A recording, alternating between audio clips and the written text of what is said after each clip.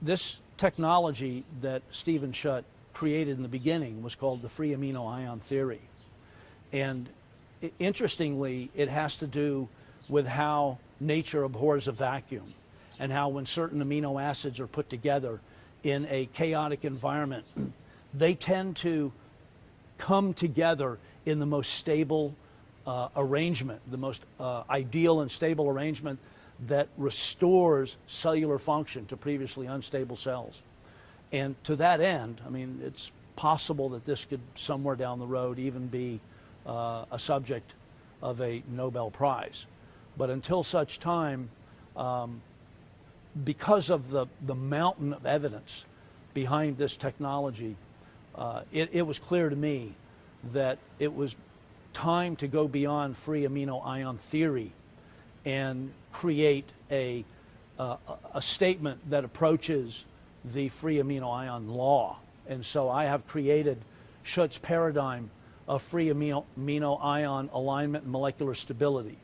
And that states clearly that adding free amino ions to a biological organism containing unstable or mutant cells induces protein biosynthesis, where free amino ions combine with nucleic acids in an unstable or mutated nuclei of the cell to form structures characterized by the most stable alignment and arrangement of molecules, resulting in restoration of the genetically pre-programmed structure and function of the previously unstable cellular nuclei.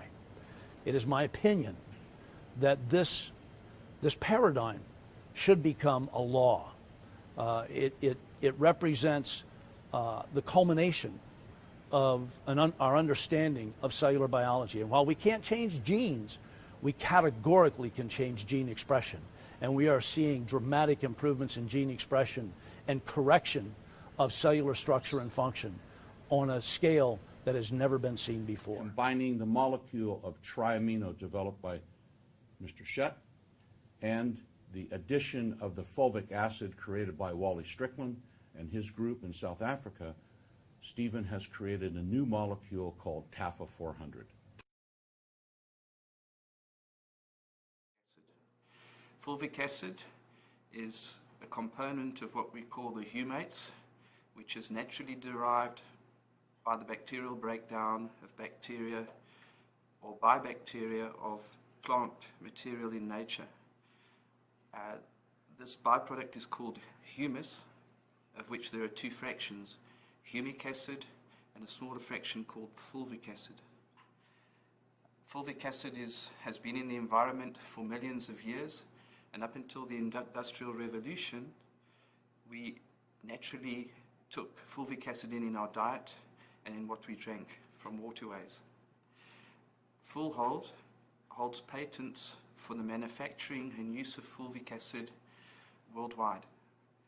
We manufacture fulvic acid in a GMP compliant factory in South Africa to GLP standards in a 1,200 square meter factory.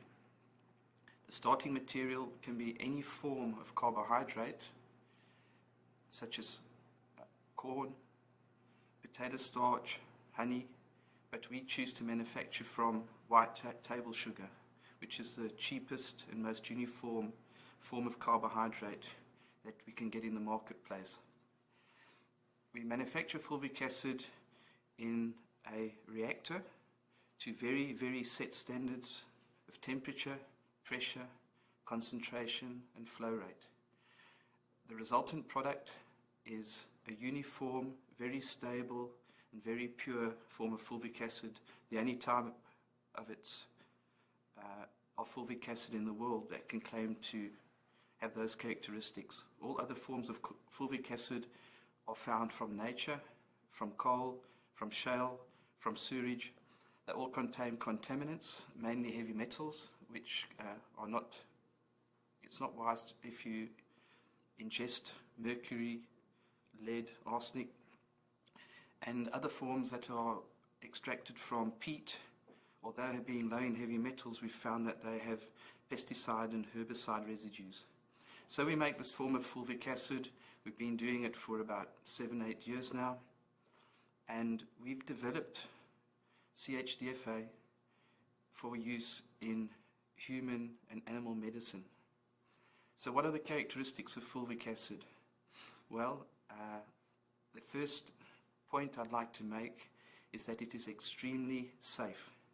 We've done a full safety and tox profile to pharmaceutical standards on our form of fulvic acid, and we've proven that it is totally safe for both topical and ingested use. The second point I'd like to make is we've passed our form of fulvic acid through ADME studies, which were performed in Holland. ADME stands for absorption, distribution, metabolism, and excretion. So we've been able to track where the fulvic acid goes once it is ingested and followed it right through until it is excreted from the body. The next form of studies we've performed have been phase 1 human safety trials, which we've undertaken with volunteers, and we've demonstrated that although the normal daily intake is 15 milliliters of our product today, it's been proven safe to ingest up to 5 times that dose.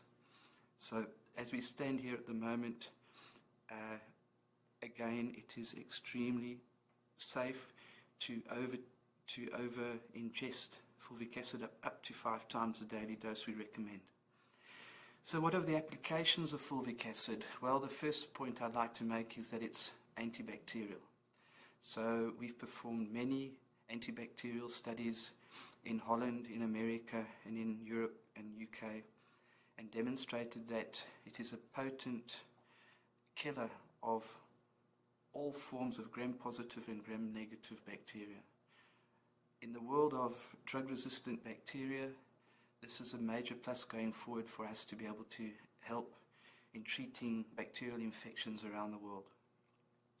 The fact that fulvic acid is extremely stable and heat resistant means it has very good applications in rural areas where there's a lack of refrigeration and often a lack of basic storage facilities. Fulvic acid is also potently antifungal for both yeasts and molds.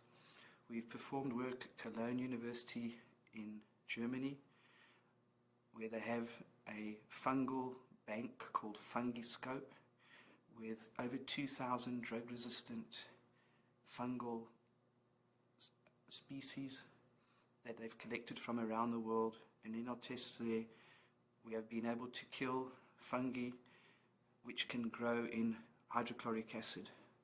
So we've demonstrated with fungi that fulvic acid is a potent antifungal. Many different forms, from athlete's foot to nail fungus to hair fungus.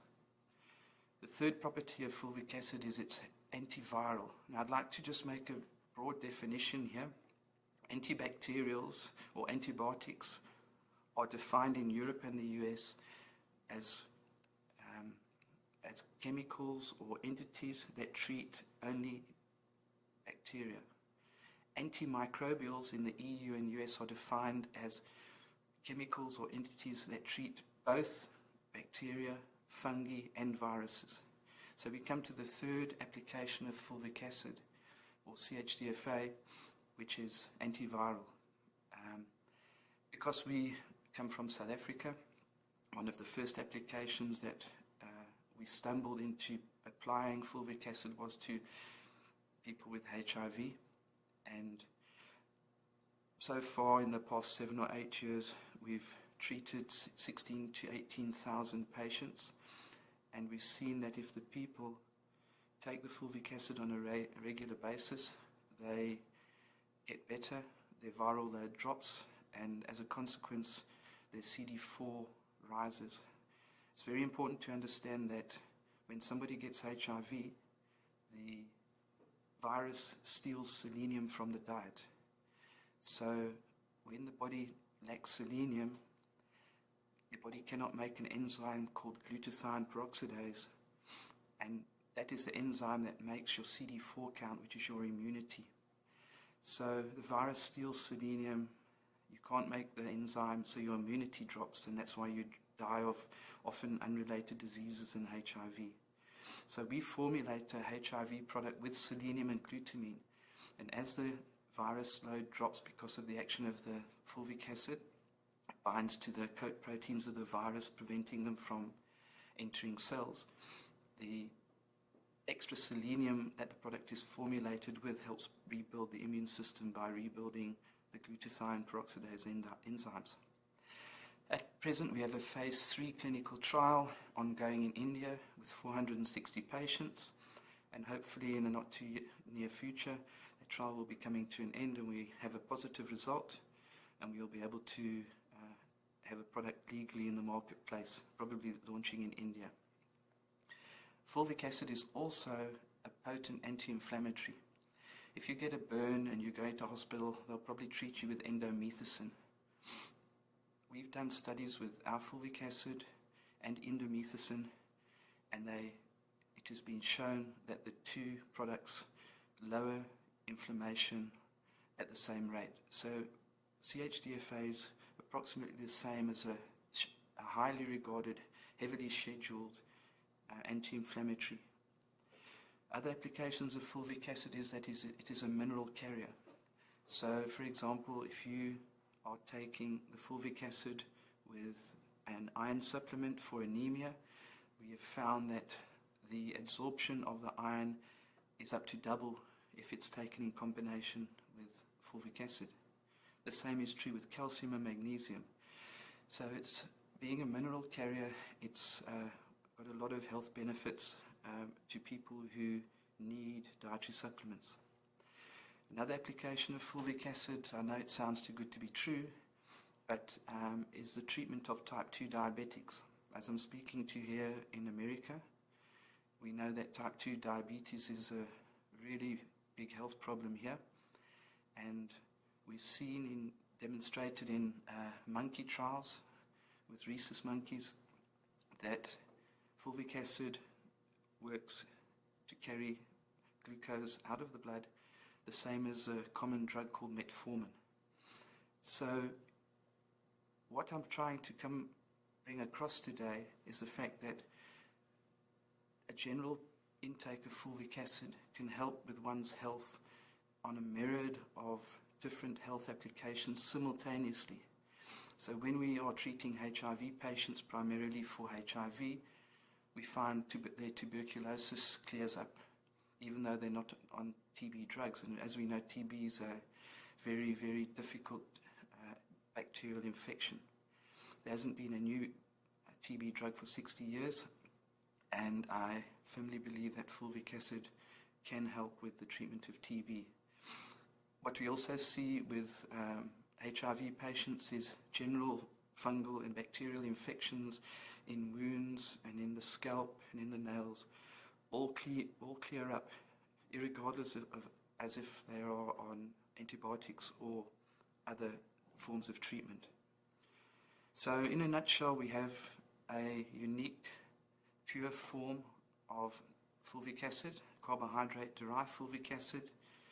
It has a range of health benefits that can only benefit humanity in the future, from first world countries like Germany and America, where an emerging problem called onychomycosis, which is the fungal infections of cancer patients and organ transplant patients, to the third world treatment of bacterial, fungal, and conditions that are focused in the third world, such as visceral leishmaniensis. All of these conditions have a possibility of being treated with this amazing compound. Just in conclusion, the fulvic acid that we produce is presently sold around the world, and one of the people that has been formulating our fulvic acid with triamino has been Mr. Stephen Shute for the last 3 or 4 years, and I've read that he has been achieving some remarkable results, and we wish them well with the way forward.